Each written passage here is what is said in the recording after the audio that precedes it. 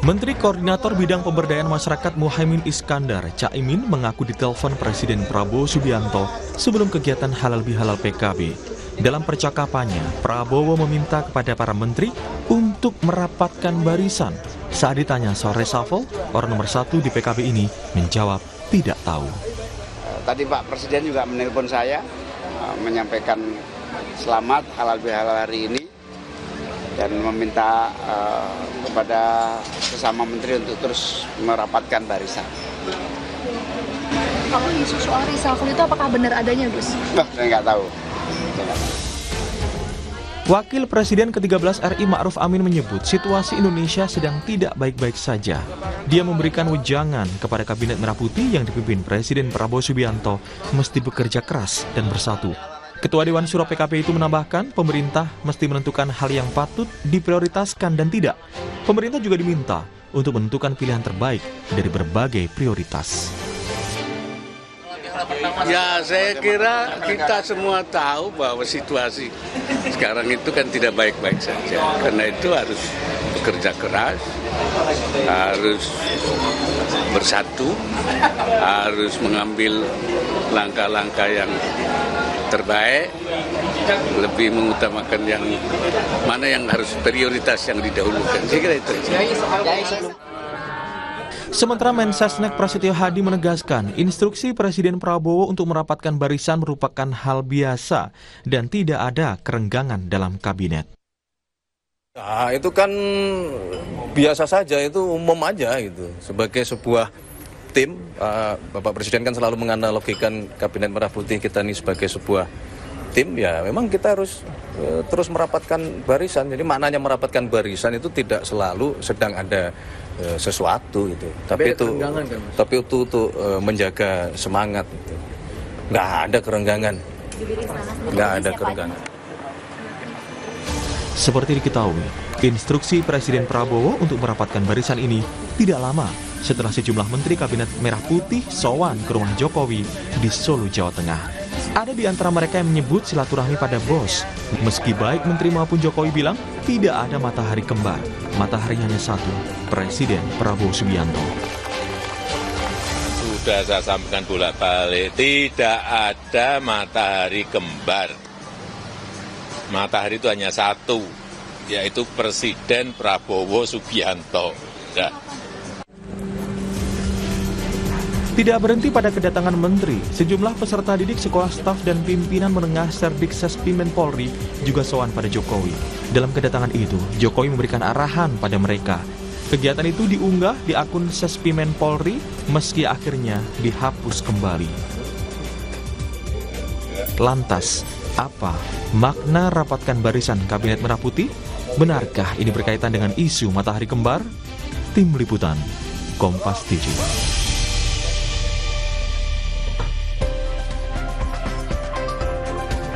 Saudara, beberapa waktu lalu Presiden Prabowo menelepon Menko Pemberdayaan Masyarakat Muhaimin Iskandar. Dalam teleponnya, Presiden Prabowo berpesan agar Kabinet Merah Putih merapatkan barisan. Instruksi Presiden ini terjadi setelah adanya isu matahari kembar saat kedatangan para Menteri Prabowo sowan ke rumah Jokowi. Apakah makna rapatkan barisan ini? Benarkah ada kaitannya dengan isu matahari kembar? Kita akan membahasnya bersama dengan sejumlah narasumber yang bergabung melalui sambungan daring. Di antaranya ada yang sudah bergabung, politisi senior PD Perjuangan Andreas Hugo Pereira dan juga pakar komunikasi politik UNPAD Kunto Adiwibowo. Selamat pagi Bapak-Bapak. Selamat pagi. Dan saudara, Selamat pagi Mas Kuto. Ya, selamat pagi Bapak-Bapak. Dan saudara, kami juga mengundang Wakil Ketua Umum Partai Golkar Ahmad Doli Kurnia yang akan segera bergabung menyusul nanti. Saya pertama ke Mas Kunto terlebih dahulu. Mas Kunto, Pak Prabowo bilang nih, segera rapatkan barisan. Kalau misalnya kita dari berbaris gitu ya, kita bilang kalau misalnya disuruh rapat berarti kan ada barisan yang mencar-mencar, ada yang renggang seperti itu. Walaupun dibilang sama pemerintah itu tidak ada yang renggang, mereka semua solid. Seperti apa Mas Kunto melihatnya? Iya, kalau secara kronologis susah untuk tidak menghubungkan statement dari Pak Prabowo melalui Pak Muhaimin ya. bahwa menteri-menterinya harus merapatkan barisan gitu. Karena sebelumnya beberapa waktu yang lalu ada isu tentang banyaknya menteri Prabowo yang justru sowan ke Jokowi ke Solo gitu. Nah, ini memang dengan mudah kita mengasosiasikan itu memang sebenarnya. Tapi kalau kita baca kan selain itu mungkin itu juga jadi masalah. Tapi menurut saya setelah Pak Jokowi bilang nggak ada matahari kembar kok, mataharinya cuma satu ya Pak Prabowo. Secara politis itu sudah bisa meredam spekulasi yang di internal dan paling tidak menenangkan Pak Prabowo kan itu yang pertama. Yang kedua, dalam militer biasanya kalau merapatkan barisan tidak hanya soal mencar-mencar Mas, tapi musuh mau datang gitu kan, mau ada sesuatu yang besar yang akan datang sehingga menteri-menterinya harus berkonsolidasi kan gitu. Nah, yang besar ini apa? Ada beberapa hal kan yang dari luar jelas dengan perang tarif yang dimulai oleh Amerika Serikat dan kemudian juga mengancam ekonomi kita dan kita pasti terdampak, itu akan jadi tantangan yang besar bagi kabinetnya Pak Prabowo. Apalagi program-program besarnya kan juga banyak ini Mas, ada makan bergizi gratis di satu sisi, IKN di sisi lain, lalu ada program-program yang lain yang justru ini akan jadi tantangan besar, akan sulit untuk direalisasikan ketika perang tarif ini berlangsung. Yang kedua, ya dari internal sendiri kan ada perubahan politik ya, paling tidak setelah Pak Prabowo ketemu Bu Mega. Nah, ini mungkin Pak Andreas yang bisa bicara lebih panjang nanti kan gitu. Itu jelas akan mengubah peta dan dinamika politik di Indonesia, termasuk dengan isu reshuffle dan kemungkinan PDIP akan masuk kabinet. Ini jadi tantangan tersendiri juga di internal karena jelas ada banyak menterinya Pak Prabowo yang masih loyal ke Pak Jokowi, yang agak nggak suka dengan PDIP mungkin gitu kan, atau ada kemungkinan akan ada aktor-aktor yang kemudian aktor-aktor politik memanfaatkan ketidakharmonisan ini gitu untuk mencapai tujuan-tujuan politiknya. Itu spekulasi ya Mas ya. Tapi paling tidak dua faktor itu yang penting selain faktor Pak Jokowi dan soal matahari kembar. Lalu yang ketiga itu juga soal kemarin kan, dari kemarin Pak Prabowo juga tidak suka dengan keributan. Contohnya ketua POC, kepala POC ya, Presidential Communication PCO, Communication Office. Itu sempat menjadi keributan dan Pak Prabowo tidak suka. Mendikbudristek terakhir yang direshuffle kan dalam statementnya juga bilang bahwa Pak Prabowo tidak suka keributan. Ini yang kemudian menjadi problem ketika menteri-menterinya masih dengan gaya statement-statement yang luar biasa. Contohnya salah satu menteri bilang hati-hati akademisi akan ada yang ditangkap gara-gara statementnya gitu kan. Itu kan menjadi sebuah keributan di media sosial dan opini publik yang mungkin tidak disukai oleh Pak Prabowo, sehingga Pak Prabowo ingin menteri-menterinya merapatkan barisan, semuanya terkonsolidasi, semuanya satu perintah gitu kan, tidak ada yang kemudian mengeluarkan statement-statement yang justru membuat keributan itu sih Mas. Ya, banyak sekali faktor yang bisa memicu kemudian Pak Presiden bicara soal rapatkan barisan. Tadi ada soal matahari kembar, kemudian geopolitik yang mungkin tantangan Indonesia ke depannya, kemudian ada isu reshuffle juga, dan terakhir soal komunikasi pemerintah yang memang lagi disorot sekarang. Nah, kalau Bang Andreas sendiri melihat seperti apa nih? Apa faktor-faktor yang tadi disebutkan oleh Mas Kunto yang kira-kira paling mungkin kalau menurut dari PDIP? Ya tentu ini spekulasi ya, dalam arti ya, karena Pak Prabowo menyampaikan itu pada Pak Muhaimin, dalam arti bahwa makna yang sesungguhnya tentu kita melihat dari kacamata ya background Pak Prabowo, terus kemudian bagaimana beliau menyampaikan pesan tersebut. Dalam hal ini saya sependapat ya, artinya kalau kita lihat background Pak Prabowo sebagai seorang militer, bahwa merapatkan barisan itu bisa berarti karena ketika latihan barisan ini tidak ada di dalam posisi yang kurang lebih kurang lebih posisi yang sama dalam dalam kode etik baris berbaris gitu, dalam arti ada yang mungkin mencong ke kanan, ada yang mencong ke kiri, tidak sesuai dengan aturan gitu, tidak taat asas baris berbaris gitu. Atau juga ketika di dalam situasi kita menghadapi tantangan, ya rapatkan barisan ini bahwa ada tantangan di depan, baik itu tantangan itu dari luar maupun tantangan itu dari dalam gitu. Saya kira ya apa yang disampaikan Pak Prabowo ini sebagai seorang presiden yang berlatar belakang militer ini penting dalam arti ya para pembantunya memaknai ini untuk kemudian ya rapatkan itu barisan itu. Kalau tidak ya tentu ya ada konsekuensinya dalam hal ini gitu. Dalam arti ya kalau kau tidak ikut di dalam barisan ini, keluar dari barisan, ya misalnya seperti itu. Jadi memang ya ada makna yang saya kira perlu menjadi perhatian dari terutama para pembantunya, karena menurut saya artinya ketika kita melihat Pak Presiden sendiri sampai menyampaikan ini, tentu ada hal yang penting ya, tentu ada hal yang mempunyai makna yang penting. Presiden tentu tidak menyampaikan sesuatu asal-asalan gitu, di dalam apalagi ya punya makna politis gitu dalam hal ini.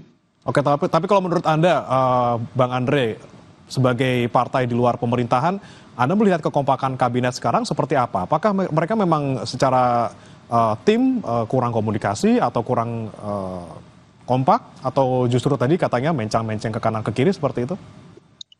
Saya kira itu yang paling tahu adalah ya Presiden tentu dengan posisinya sebagai pemimpin, kemudian bagaimana teman-teman di dalam kabinet kita ini kan dalam hal ini artinya ya tidak jauh beda dengan Mas Kunto juga gitu, dalam arti kita melihat dari luar kan bagaimana situasi itu terjadi di dalam gitu. Tetapi kan apa yang terjadi di dalam itu punya impact keluar gitu ya. Contoh aja gitu kan, ketika ada menteri-menteri yang sowan ke tempat yang lain, kemudian dengan bahasa-bahasa yang kemudian bisa menimbulkan interpretasi yang berbeda, interpretasi yang ya kalau dibilang interpretasi keluar dari barisan kalau model interpretasi, kalau bahasa-bahasa seperti itu, yang kemudian juga ya sebagai sebagai orang yang berada di luar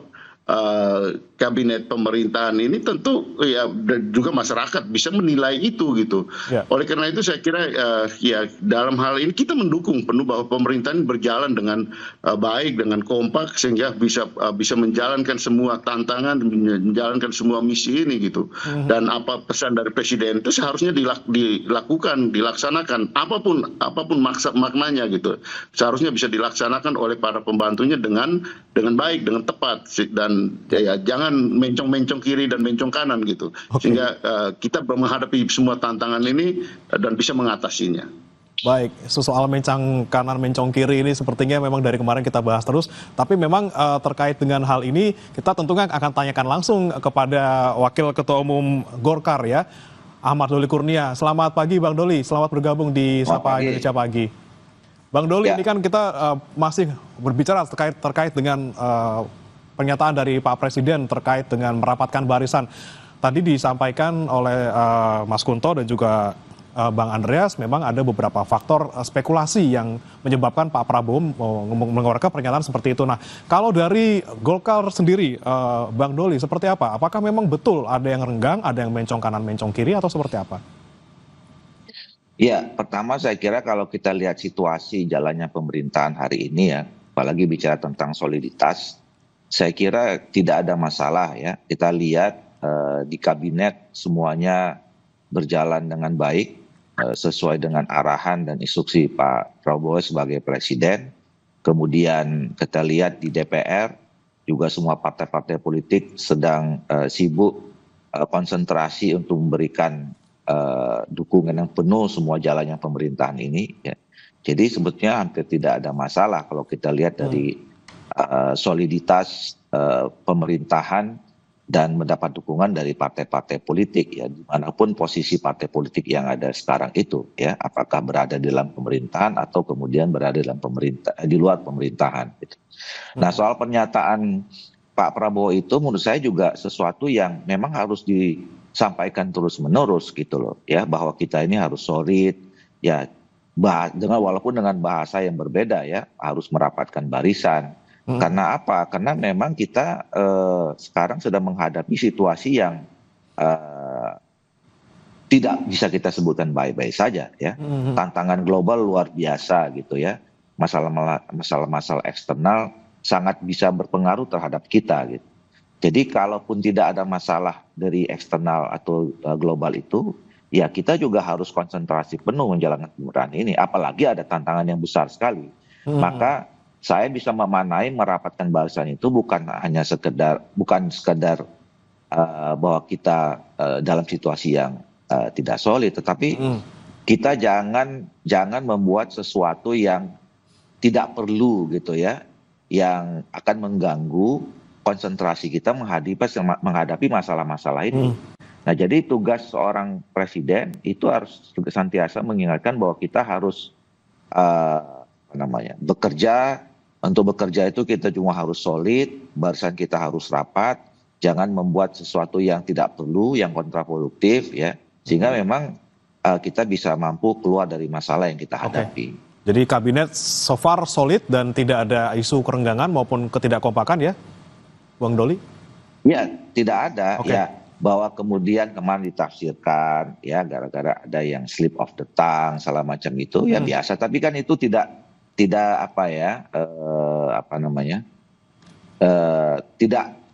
ada pengaruh yang luar biasa sampai saat ini. Toh pada akhirnya semua menyatakan solid ya.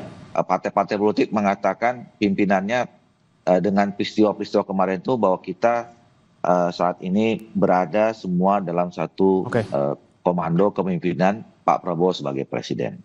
Satu komando kepemimpinan, tidak ada matahari kembar seperti itu ya. Tapi memang saya mau tanya ke Mas Kunto, soal matahari kembar sudah dibantah oleh Pak Jokowi juga ya, sebagai orang yang disebut sebagai matahari kembar. Tapi kemudian ada pernyataan dari Pak Dasko yang bilang bukan matahari, ini adalah bulan gitu ya. Kalau matahari siang, bulan di malam. Nah, ini berarti memang Pak Jokowi ini masih sangat kuat dong ya. Apalagi kemarin juga baru saja Pak Jokowi ini diutus ke Vatikan untuk mewakili Indonesia dalam pemakaman Paus Fransiskus. Seperti apa Mas Kunto melihatnya? Ya, kalau dari dinamika politik yang kita lihat bersama ya Mas ya, selama ini bahwa Pak Jokowi masih punya peran dan melalui paling tidak menteri-menterinya gitu kan, yang dulu jadi menterinya Pak Jokowi dan sekarang ada di kabinetnya Pak Prabowo gitu. Dan kekuatan politik ini juga ditambah dengan putranya Pak Jokowi, yaitu Mas Gibran yang sebagai wakil presiden. Dan kemarin kan Mas Gibran mengeluarkan monolog di video monolognya yang kemudian jadi viral di mana-mana juga, dan itu kan salah satu indikasi bahwa Mas Gibran ada nih di dalam percaturan politik. Jadi paling tidak dari beberapa poin itu kan kita bisa menyimpulkan ya jelas ada peran tertentu dari Pak Jokowi, itu yang pertama. Yang kedua soal IKN. Kita tahu bahwa IKN memang cita-cita Pak Jokowi, dan bagaimana di tengah tadi Bang Doli juga bicara soal tantangan dari luar, tentang krisis ekonomi yang di depan mata gitu. Bahkan Jepang pun sudah merencanakan akan memberikan bantuan tunai langsung ke semua warga negaranya sebesar 50.000 yen atau sekitar 5,5 juta per orang gitu, gara-gara krisis, gara-gara perang tarif ini. Dan ini kan jadi tantangan kan, bahwa hitung-hitungannya tampaknya fiskal kita nggak kuat kalau harus membayar MBG dan IKN sekaligus gitu. Dan bagaimana IKN tetap ada dalam program strategis kita dan tetap akan dilangsungkan, itu kan juga salah satu bukti bagaimana kuatnya pengaruh Pak Jokowi di situ. Jadi susah untuk tidak bilang bahwa Pak Jokowi tidak punya pengaruh gitu Mas, dari data-data yang ada. Jadi paling tidak ya sangat mungkin isu matahari kembar atau bulan dan matahari ini masih akan terus membayangi pemerintahan Pak Prabowo dan membuat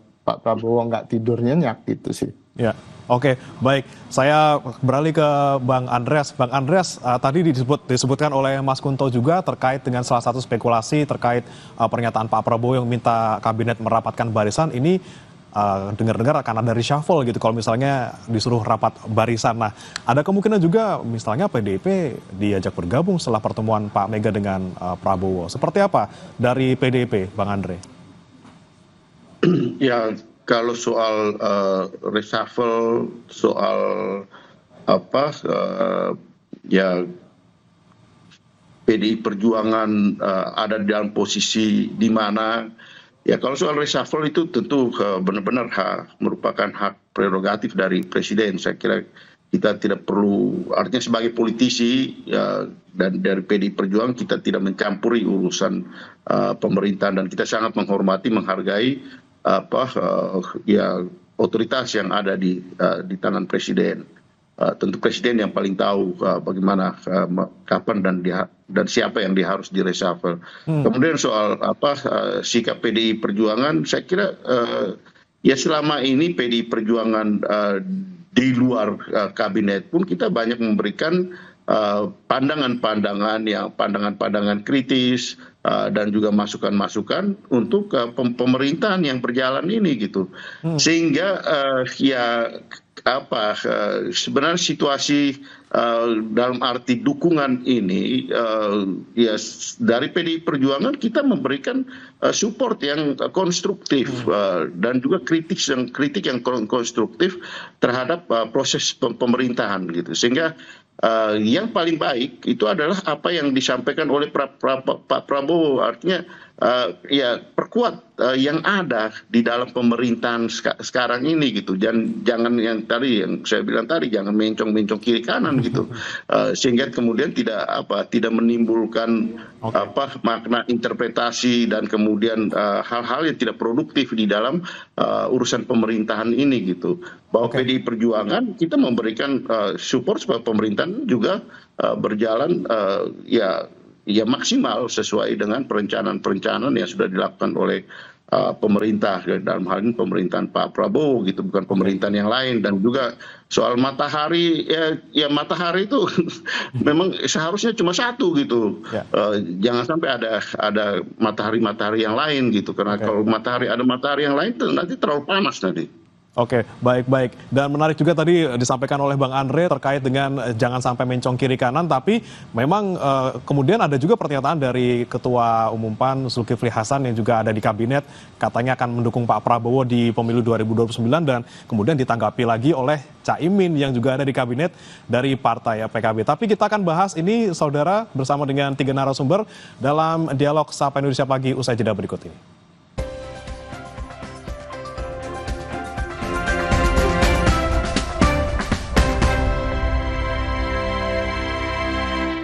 Tertinggi kompetisi sepak bola Belanda membuat akhir pekan Anda kian menyala. Permainan penuh taktik tim-tim negeri kincir angin yang atraktif. Fanatisme supporter yang menggelora. Aksi para bintang lapangan hijau yang memukau tersaji di layar kaca. Ikuti pada hari dan jam berikut. Eredivisie live di Kompas TV. Memang Hotin DCL beda dengan yang biasa. Karena rematik, keselio, dan nyeri sendi bukan sakit biasa. Pakai Hotin DCL. Bahan aktif DCL-nya meresap ke pusat sakit. Panasnya pas, redakan nyeri sendi dan keselio. Hotin DCL. Jalan yuk! Usia nambah, gerak susah ya? Kesehatan sendi harus diperhatikan. Rajin gerak badan tak berlebihan. Bila perlu, minum Wellmove. Diproduksi dengan teknologi modern, higienis, dan halal. Wellmove, bergerak itu nikmat. Mie burung darah goreng pedang. Minyak cabenya. Nampak. 4 rasa lebih berasa. Mie burung darah. Enaknya nyambung terus. Tambah umur. Makin prima. Makin cinta. Karena hidup kita balance. Minum Sido Muncul.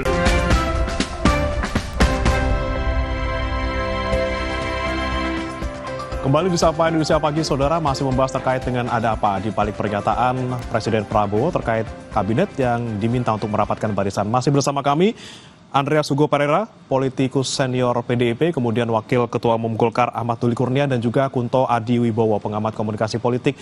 Saya lanjut ke Bang Doli dulu. Bang Doli, tadi terkait dengan ada saling saut ini ya antara Pak Zulhas kemudian Caimin soal dukungan PAN nih, katanya yang sudah fix banget akan mendukung Pak Prabowo di 2029. Kemudian Caimin menanggapinya tergesa amat ini ya, masih baru jadi menteri 6 bulan kok udah ngomong seperti itu. Nah, ini menandakan seperti apa di dalam kabinet, Pak? Apakah sekompak itu? Kenapa dari 2 menteri ini saja kemudian bisa saling saut seperti itu? Iya, saya kira kan itu konteksnya bicara 2029 ya, masih jauh. Dan bisa saja ada orang yang berbeda kalau bicara 2029. Jangankan 2029, bicara besok aja orang belum tentu ada yang sama kan, kira-kira begitu. Dan itu kan terkait dengan soal kebijakan partai politik masing-masing ya. Jadi kalau misalnya PAN sudah hari ini mengatakan akan mencalonkan Pak Prabowo lagi sebagai calon presiden, ya itu hak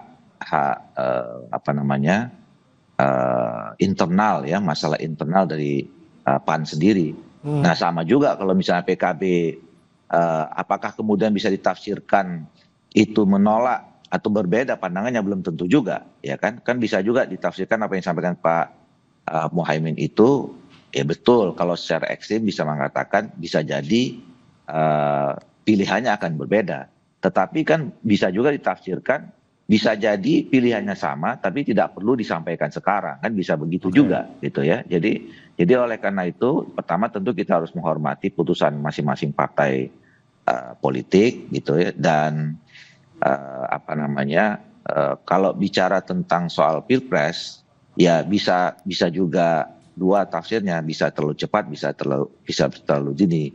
Nah yang paling penting menurut saya memang sekarang kita harus fokus ya, kalau antara partai politik yang sudah menyatakan mencalonkan diri Pak Prabowo lagi di tahun 2009 atau yang belum, semua harus fokus sekarang membantu Pak Prabowo mensukseskan pemerintahan ini sampai 5 tahun yang akan datang. Dan Golkar juga belum ada sikap ya Pak ya, belum ikut-ikutan Pak Zulhas untuk menyatakan dukungan. Kalau Golkar komitmennya jangka panjang dengan Pak Prabowo ya. Golkar dari awal sebagai pengusung utama Pak Prabowo dan Pak Gibran, tugas kami adalah pertama mensukseskan pemerintahan ini sampai 5 tahun yang akan datang. Yang kedua, untuk calon presiden, kami juga sudah punya komitmen selama Pak Prabowo masih berniat, berkeinginan untuk menjadi presiden untuk periode berikutnya, kami tentu harus mendukungnya. Karena kami berangkat waktu itu mendukung Pak Prabowo ini dengan visinya. Jadi saya kira kalau Pak Prabowo mengatakan bahwa visi dan programnya harus dilaksanakan dengan waktu yang disediakan maksimal selama 10 tahun, ya tentu kami akan memberikan dukungan dalam posisi seperti itu. Baik. Saya ke Mas Kunto. Mas Kunto, bagaimana Anda melihatnya Mas Kunto? Baru dibilang sama Pak Prabowo rapatin barisan di kabinet, tapi dari 2 menterinya Caimin dan juga Zulhas malah sudah ngomongin soal pemilu gitu ya, bahkan tidak sepakat ataupun tidak sejalan seperti itu. Nah Anda melihatnya seperti apa? Apakah memang ada juga dari Pak Prabowo bilang soal rapatin barisan ini juga untuk pemilu 2029? Sangat mungkin itu Mas, karena yang pertama ini kan kejadiannya sebelum Pak Prabowo menelpon Caimin ya, Pak Muhaimin ya. Jadi memang Pak Zulhas ketika acara di PAN menyatakan dukungannya ke Pak Prabowo 2029, dan itu juga akan menggenjot perolehan suara partainya ke nomor 4 kalau nggak salah ya.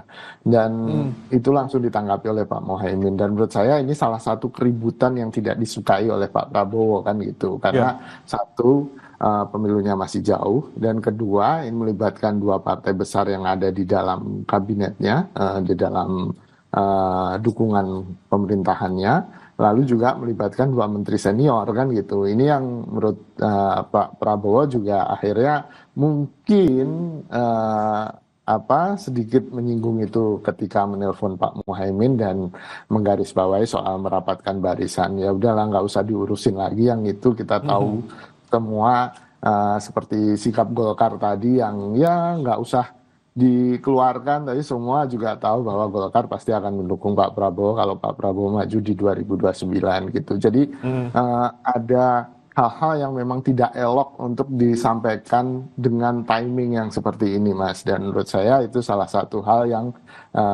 menjadi concern Pak Prabowo dengan ungkapannya merapatkan barisan tadi. Lagi-lagi masalah komunikasi ya Mas Kunto ya, di antara kabinet dan juga dari pemerintah ke masyarakat seperti itu. Ya, betul Mas. Jadi ya saya pikir harus agak menahan diri lah para ketum-ketum partai yang ada di kabinet ini. Mereka kan punya dua peran dan menurut saya peran yang sebagai menteri jauh lebih penting sekarang gitu kan, di tengah tadi ancaman dari luar gitu kan yang kita butuh konsentrasi penuh gitu. Sementara perhelatan politik 2029 masih jauh, ya sense of urgency-nya harus jadi penting dalam komunikasi sehingga warga atau masyarakat tidak kemudian berpersepsi bahwa oh ini hanya mikirin partainya, tidak mikirin masyarakat atau warga negara, begitu sih Mas. Oke, Bang Andreas, kalau menurut Anda seperti apa nih terkait dengan ada kaitannya nih pernyataan Pak Prabowo terkait dengan rapatan barisan dengan pemilu 2029? Iya, saya menyambung apa yang disampaikan oleh Mas Kunto juga tadi, Bung Doli tadi, bahwa di dalam situasi seperti ini, komunikasi politik itu juga menjadi hal yang penting. Gitu. Jadi menyampaikan sesuatu itu ada sense of urgensinya gitu. Ya jadi ya katakanlah soal mendukung 2029. Kita masih ingat benar gitu apa yang dikatakan oleh pemimpin sebelumnya, tidak cawe-cawe, kemudian apa yang dikerjakan, terus kemudian bahwa tidak mendukung anaknya, tetapi kemudian jadi hal-hal seperti itu dalam situasi seperti sekarang tidak produktif gitu, dan bahkan justru menimbulkan interpretasi dan kemudian hal-hal yang buat masyarakat itu membingungkan. Katakanlah kalau mau datang sowan ya sowan aja gitu katakan, tapi kemudian dengan mengungkapkan kalimat-kalimat yang bersayap yang bisa menimbulkan interpretasi yang interpretasi ganda di situ. Nah oleh karena itu saya kira di sini Pak Prabowo menyampaikan itu tentu supaya apa yang orang katakan satunya kata dan perbuatan gitu. Dalam arti integritas, satu-satunya kata ketika apa yang kita katakan itu yang kita lakukan gitu, dan tidak perlu menyampaikan sesuatu yang kemudian menimbulkan interpretasi yang seperti sekarang. Saya kira tadi kata kuncinya sense of urgency-nya itu penting, apalagi sebagai ketua partai, sebagai pemimpin, untuk kemudian ya kita tegak lurus. Kalau dalam bahasa kami di PDI Perjuangan, kita tegak lurus dengan apa yang harus menjadi misi daripada pemerintahan ini gitu. Dan itu laksanakan dengan apa yang dikatakan itu yang dilakukan gitu. Sehingga juga di masyarakat tahu bahwa presiden menghendaki ini, para menterinya juga melaksanakan apa yang dilakukan oleh para menterinya gitu. Ya kurang lebih seperti itu Mas. Jadi soal integritas, soal satunya kata dan perbuatan itu penting, apalagi di dalam situasi kita menghadapi banyak tantangan seperti ini. Baik, Bang Doli setuju ada komunikasi yang kurang baik memang sehingga membuat hal ini menjadi kisruh seperti itu ya, terkait dengan matahari kembar, kemudian terakhir soal rapatkan barisan. Menurut Anda seperti apa dari Golkar? Iya, memang bukan tepatnya slip of communication gitu. Jadi pernyataan makna lebih luas dari slip of the tongue gitu ya. Jadi apa yang disampaikan Pak Zulkifli Hasan itu menurut saya kan sekaligus klarifikasi ya terhadap tafsir-tafsir pada peristiwa sebelumnya, pada saat misalnya ada anggota kabinet yang datang ke Solo menemui Pak Jokowi yang kemudian waktu itu slip of the tongue gitu ya, dengan kata bos dan segala macam seperti itu. Nah dari sana kan kemudian muncul soal tafsiran dua matahari tadi itu. Nah saya kira jadi pada saat waktu itu ada momentum yang tepat ada Pak Prabowo, ya kemudian Pak Zulkifli Hasan mengatakan bahwa itu adalah menunjukkan bahwa sebenarnya tidak ada dua matahari gitu. Ya, bahwa kita jangankan bicara tentang presiden 5 tahun ini, ya kita juga sudah mencalonkan Pak Prabowo nanti untuk 2029. Jadi itu klarifikasi sekaligus menunjukkan loyalitas terhadap Pak Prabowo. Yang sebenarnya juga kalau kita bicara tentang tafsir dua matahari, saya selalu mengatakan sebenarnya dalam sistem pemerintahan, sistem ketatanegaraan kita, ya nggak akan terjadi dua matahari itu, gitu loh ya. Bahwa kemudian masing-masing tokoh, masing-masing bapak bangsa kita ada pengaruh, iya. Tetapi dalam menjalankan sebuah pemerintahan di Indonesia ini dengan sistem presidensial, seorang presiden itu sangat kuat, gitu, sangat otoritatif, gitu. Jadi ya tinggal presidennya yang tergantung presidennya sejauh mana dia bisa menggunakan otoritasnya itu, ya. Ya kalau diberi peluang mendengarkan siapa saja, mendengarkan pendapat masukan siapa saja bisa. Tapi kan final decision-nya tetap di presiden. Nah, termasuk misalnya kalau ada menteri yang dianggap tidak loyal, tidak capable, tidak bagus kinerjanya, itu tergantung presiden mau diganti atau tidak. Jadi jangankan soan ya ke Pak Jokowi, ya kalau kemudian Pak Prabowo nggak suka misalnya seorang menteri datang mengunjung ke satu daerah, ya beliau punya hak prerogatif untuk menggantinya. Jadi menurut saya isu dua matahari menurut saya no isu. Karena Pak Prabowo tahu bahwa presidennya sekarang adalah Pak Prabowo. Pak Jokowi juga tahu presidennya adalah Pak Prabowo. Seluruh menteri-menteri juga tahu presidennya adalah Pak Prabowo. Dan serepublik ini rakyat kita juga kita tahu bahwa presidennya adalah Pak Prabowo. Jadi semuanya on depend Pak Prabowo. Oke, baik. Saya ke Mas Kunto lagi. Mas Kunto, kita masih bicara soal mungkin penyebab dari beberapa kali kisruh di kabinet kita terkait dengan komunikasi. Tentunya juga jadi pertanyaan juga nih Mas Kunto terkait bagaimana Pak Prabowo menyatakan rapatkan barisan hanya ke Caimin gitu ya, dan Caiminnya yang menyampaikan kepada publik dan juga ke kabinet seperti itu. Nah, ini seperti apa nih kalau Mas Kunto melihatnya? Kan seharusnya sudah ada jalur yang resmi ataupun khusus yang memang untuk komunikasi antar pembantu presiden. Iya, ini yang memang jadi misteri. Saya membayangkan bahwa dengan latar belakang militernya Pak Prabowo, maka jalur komunikasi atau bentuk komunikasi publik dari pemerintahan Pak Prabowo ini akan lebih top down, lebih terarah gitu kan, dengan komando yang jelas, dengan struktur yang jelas. Tapi kan dari awal pemerintahan Pak Prabowo itu tidak terjadi gitu kan, bahkan terus-menerus membuat semacam turbulensi komunikasi, bahwa tadi Bang Doli bilang ada slip of communication, slip of tongue yang terus-menerus gitu. Ini yang menurut saya jadi evaluasi besar, dan bahkan Pak Prabowo sendiri juga pernah bilang di depan para pemret itu kan yang wawancara bahwa ini adalah kesalahan dia dan dia mau mengkoreksi dan mengevaluasi itu.